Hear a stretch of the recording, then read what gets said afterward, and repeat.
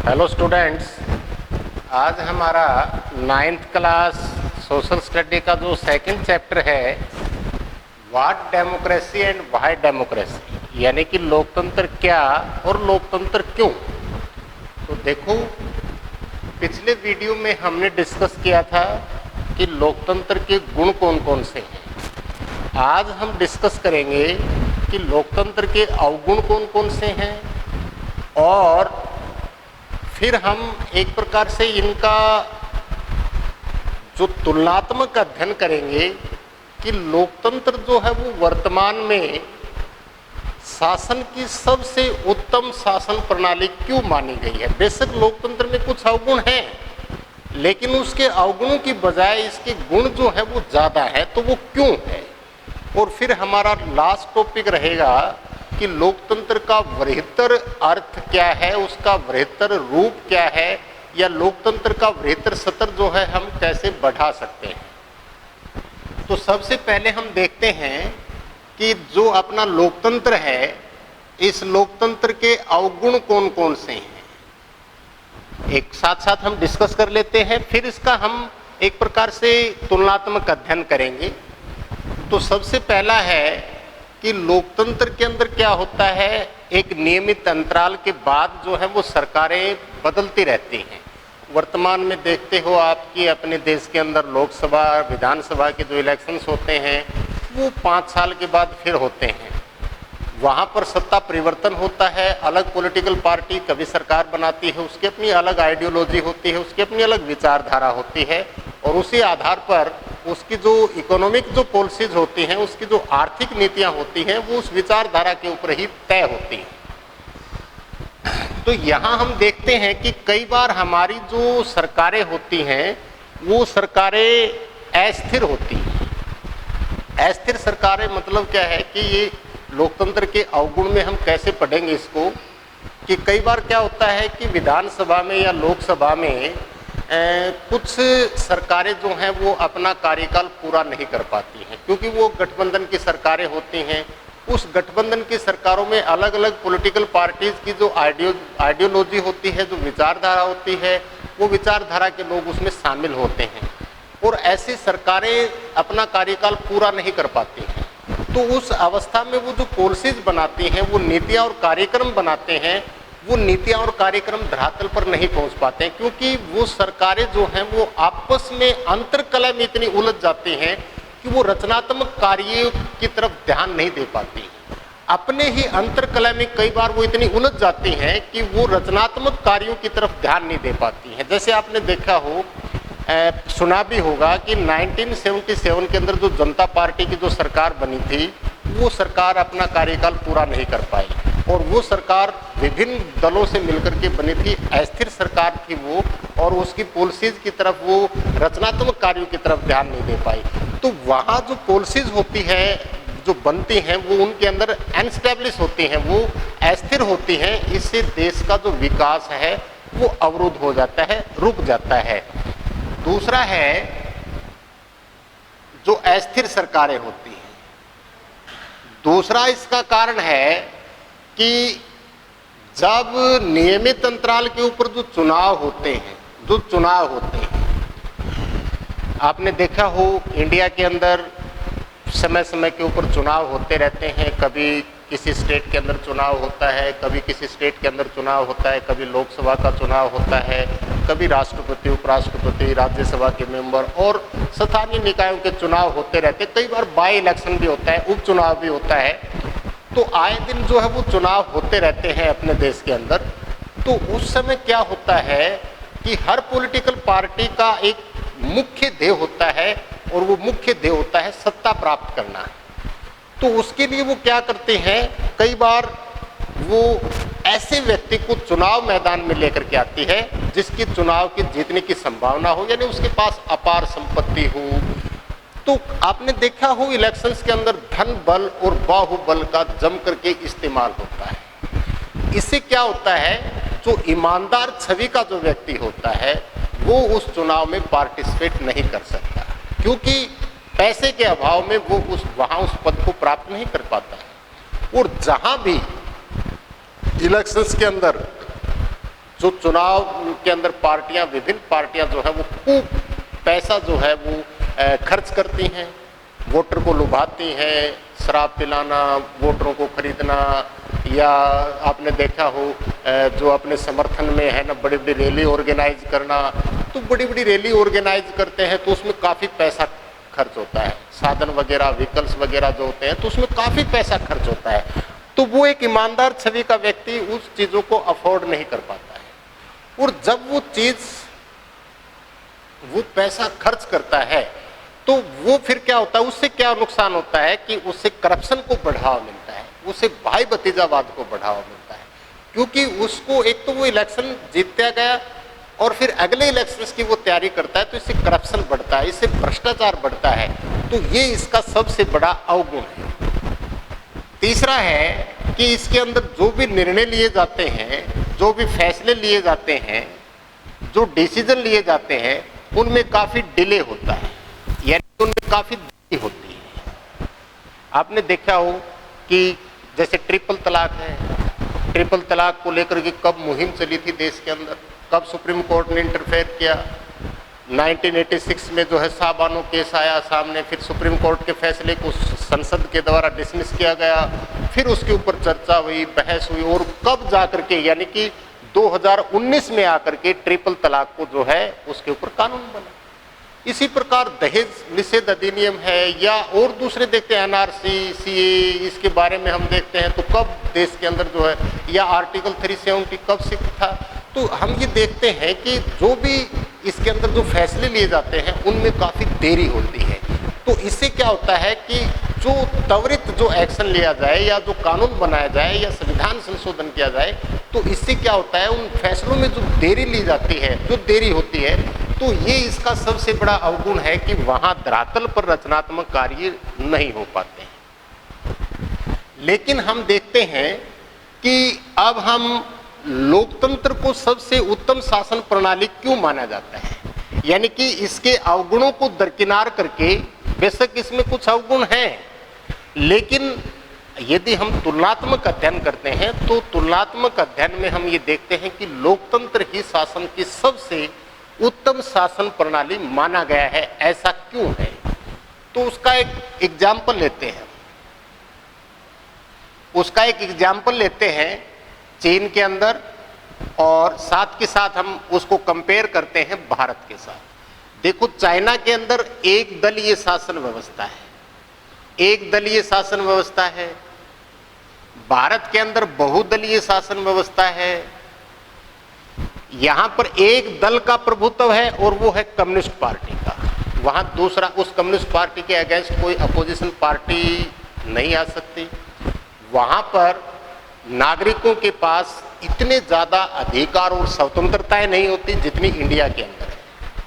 India के अंदर बहुदलीय शासन व्यवस्था है, तो अपोजिशन पार्टी जो है वो एक प्रकार से हम ये कह सकते हैं कि संसद या विधानसभाओं के अंदर वो सरकार की नीतियां और जो कार्यक्रम होते हैं, यदि उनमें कोई फॉल्ट है, कोई स्कैम है, तो वो उसकी आलोचना कर सकता है और फिर वो पब्लिश होती हैं। जैसे न्यूज़पेपर है, मैगजीन्स, अखबार वगैरह है, इनके अंदर जो पब्लिश होती हैं तो जनता जो है उनको बड़े ध्यान से सुनती भी है, उन पर विचार विमर्श भी करती है। लेकिन इसका एक और उदाहरण देखते हैं हम। चाइना के अंदर 1958 और 61 तक जो है चाइना के अंदर अकाल पड़ा था, और इस अकाल में लाखों लोगों की मृत्यु हो गई।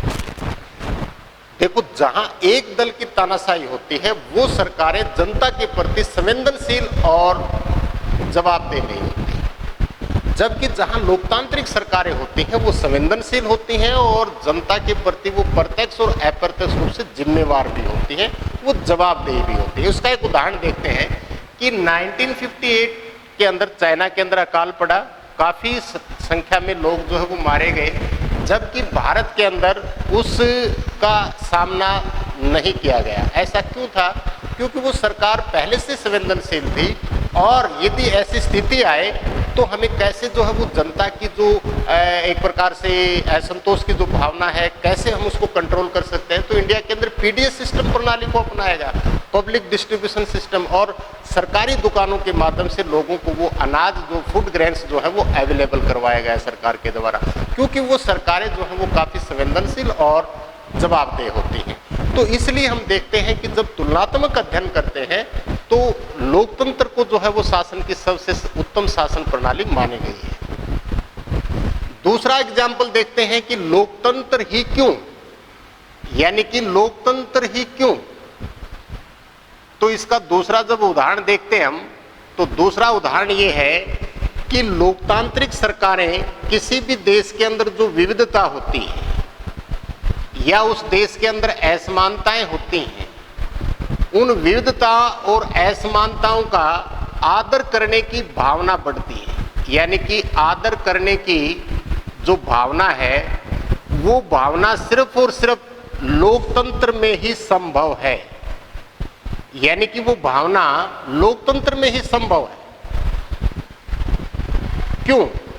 जैसे देखो, किसी भी सोसाइटी के अंदर, समाज के अंदर अमीर, गरीब, छोटा, बड़ा, गोरा, काला, महिला, पुरुष, बहुसंख्यक समुदाय और अल्पसंख्यक समुदाय के लोग होते हैं। तो क्या वो जो माइनॉरिटी क्लास है या अल्पसंख्यक समुदाय के लोग हैं, क्या उन लोगों को बहुसंख्यक समुदाय की इच्छा के ऊपर छोड़ देना चाहिए? यदि ऐसा होगा तो वो बहुसंख्यक समुदाय माइनॉरिटी ग्रुप्स के जो इंटरेस्ट हैं उनके हितों को वो इग्नोर करेगा। यानी कि वो समाज जो है वो एक प्रकार से हम कह सकते हैं कि एक्सप्लॉइटेड सोसाइटी होगी। वहां तेरे और मेरे की भावना बढ़ेगी, तेरे और मेरे की भावना बढ़ेगी, तो वहां पर वो समाज आपसी हितों के लेकर उनके अंदर टकराव होगा और उस टकराव की स्थिति ये होगी कि वो सिविल वॉर के चपेट में चला जाएगा।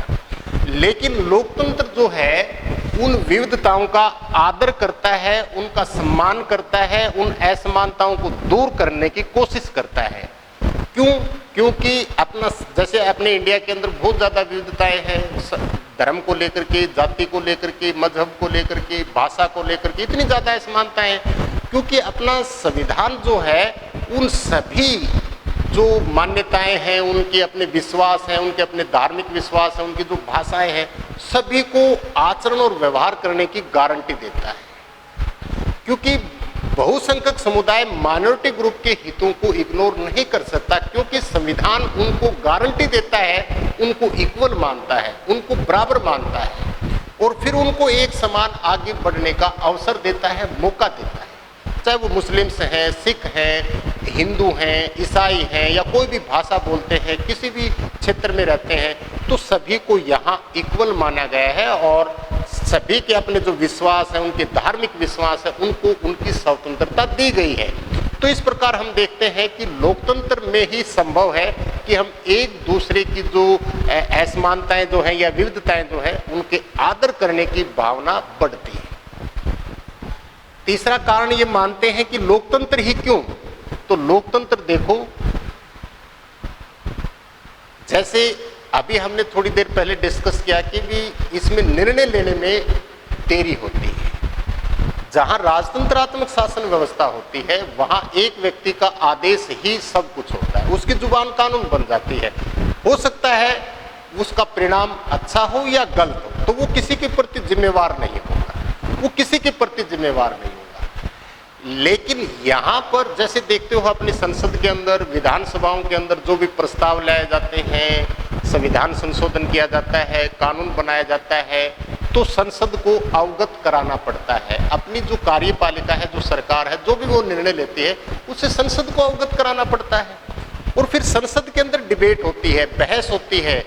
संसद के अंदर जो लोकसभा, राज्यसभा टीवी चैनल्स जो होते हैं उनको लोग सुनते भी हैं, फिर लोग उनके ऊपर अपना समर्थन भी देते हैं कि भी हाँ, इसके पीछे सरकार की मंशा क्या है और उस नीति का उद्देश्य क्या है। तो उस कानून के ऊपर, संविधान संशोधन के ऊपर खुल करके बहस होती है और यहाँ तक कि दोनों सदनों में बहस होती है। तो उससे तर्क वितर्क होता है, उसमें सभी व्यक्तियों का जो दिमाग होता है, उनकी जो सोच होती है, वो अपने हिसाब से उसके तर्क वितर्क करते हैं और फिर यदि उसकी बात में दम है, अच्छा उसने अपना विचार प्रकट किया है, फिर उस नीति में उसको समाहित किया जाता है और फिर उसमें थोड़ा संशोधन करके और नया ऐड कर दिया जाता है। तो यहाँ पर हम ये देखते हैं कि इतने सारे लोग जब उस पर तर्क वितर्क करते हैं तो एक अच्छी बहस जो होती है उसका परिणाम बेहतर होता है। और फिर वो जो नियम कानून जो होते हैं उनके अंदर गलतियां करने की जो कानून बनता है, जो उसके अंदर कुछ गलतियां होती हैं उनको भी सुधारने की गुंजाइश होती है लोकतंत्र में। फिर उस कानून को थोड़ा संशोधन करके अमेंडमेंट करके फिर उसमें परिवर्तन किया जा सकता है। तो गलतियों को सुधारने का मौका होता है लोकतंत्र के अंदर। और फिर जो विभिन्न समुदाय, जो विभिन्न अलग अलग आइडियोलॉजी और विचारधारा के जो लोग उसमें शामिल होते हैं तो वो अपने विचार प्रकट करते हैं, तो उसका एक बेहतर परिणाम, उसका नतीजा जो है वो हमारे सामने आता है। तो हम ये कह सकते हैं कि ये लोकतंत्र का सबसे बड़ा गुण है। इसके बाद हम देखते हैं कि लोकतंत्र नागरिकों की जो गरिमा है, यानी कि नागरिकों की जो गरिमा मतलब जो सम्मान है उसको बढ़ाता है, क्योंकि लोकतंत्र में सभी व्यक्तियों को इक्वल माना गया है। उसके वजन, उसके वोट का जो मूल्य है वो बराबर है, क्योंकि हर आदमी समाज के अंदर, सोसाइटी के अंदर एक सम्मानपूर्वक तरीके से अपना जीवन यापन करना चाहता है। कहीं पर भी यदि उसकी गरिमा को, उसके सम्मान को ठेस लगती है तो आदमी के अंदर असंतोष की भावना बढ़ती है। लेकिन लोकतंत्र में जो एक संवैधानिक जो व्यवस्था होती है उसमें सभी व्यक्तियों को इक्वल राइट्स जो है वो प्रोवाइड किए जाते हैं। तो तेरे मेरे भावना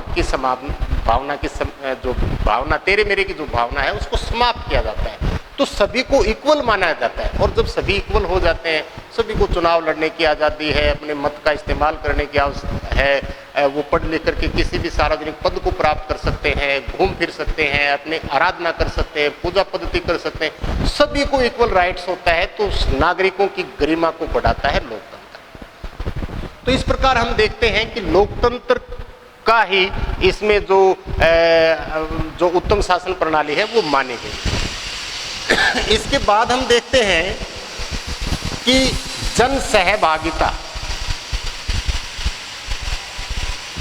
इसका मतलब क्या है कि लोकतंत्र में जो पावर शेयरिंग होती है, जो सत्ता की साझेदारी होती है, उसमें जन सहभागिता को बढ़ावा मिलता है। सभी लोग जो है वो अपने प्रतिनिधियों का जो चुनाव है वो करते हैं और ज़्यादा से ज़्यादा लोगों की जन सहभागिता, मतलब जन सहभागिता का मतलब ये नहीं कि हमने अपने प्रतिनिधि का चुनाव कर दिया, इसका मतलब वोट डालना ही लोकतंत्र नहीं है। जन सहभागिता का मतलब क्या है कि हम अपने हितों को प्राप्त करने, आपने देखता हो इंडिया के अंदर बहुत ज़्यादा पॉपुलर मूवमेंट हुए हैं, जन आंदोलन हुए हैं, तो ये भी एक जन सहभागिता का रूप है, क्योंकि आप अपने जो इंटरेस्ट है, अपने जो हित हैं या सरकार की नीतियों को प्रभावित करने की कोशिश करते हैं या अपने फेवर में करते हैं, तो उसके लिए आप प्रदर्शन करते हैं, धरना करते हैं या आप सरकार का ध्यान आकर्षित करते हैं, तो उससे सरकार वो नीतियां बनाने के लिए बाध्य होती है। आपने देखा हो 2011 में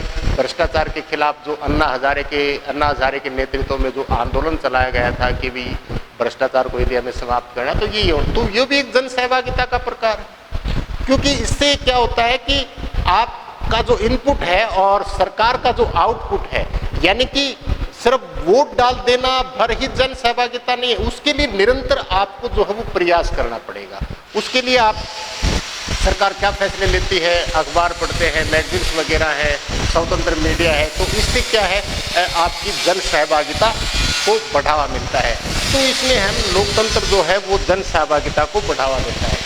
हमारा जो लास्ट टॉपिक है वो है कि लोकतंत्र का जो वृहत्तर रूप है, यानी कि वृहत्तर रूप का मतलब क्या है कि लोकतंत्र को और ज़्यादा हम कैसे विस्तृत तरीके से बढ़ा सकते हैं। तो उसके लिए ज़रूरी है सबसे पहले कि एक ऐसी एजुकेशन सिस्टम प्रणाली को स्थापित किया जाए, नागरिकों को शिक्षित किया जाए, अवेयर किया जाए, जिससे कि लोकतंत्र के प्रति उनकी भावना बढ़ेगी। साथ के साथ मीडिया है, स्वतंत्र मीडिया हो, प्रेस रिपोर्टर जो हैं, क्योंकि अच्छी जो सरकार की पॉलिसीज होती हैं वो जनता तक पहुँचे और उसमें कोई फॉल्ट है तो वो भी जनता को पता होना चाहिए। तो जन सहभागिता यानी वृहत्तर रूप हम देख सकते हैं कि ये लोगों की अवेयरनेस, उसकी जागरूकता पर भी डिपेंड करती है। स्वतंत्र मीडिया, न्यूज़पेपर, प्रकाशन, इनके माध्यम से क्या है कि हम ज़्यादा से ज़्यादा जो है जन सहभागिता को बढ़ावा दे सकते हैं, क्योंकि लोकतंत्र अपने इंडिया के अंदर अभी जो है वो अपने शैशव काल में है। तो इसका वृहत्तर रूप का मतलब क्या है कि जितने जो फैसले लिए जाते हैं वो फैसले किसी एक पार्टी या एक परिवार के द्वारा न लिए जा करके जाकि ज़्यादा से ज़्यादा जो है उसमें लोगों की भागीदार होना बहुत ज़रूरी है। तो ये था, हम इस लोकतंत्र का वृहत्तर स्वरूप जो है वो बढ़ा सकते हैं। तो अपना जो सेकंड चैप्टर है वो अब उसमें हमने देखा लोकतंत्र के गुण, लोकतंत्र के अवगुण, लोकतंत्र ही क्यों और लोकतंत्र का वृहत्तर रूप जो है वो क्या है। तो इसके बाद हमारा जो नेक्स्ट चैप्टर है उसके बारे में हम डिस्कस करेंगे। धन्यवाद।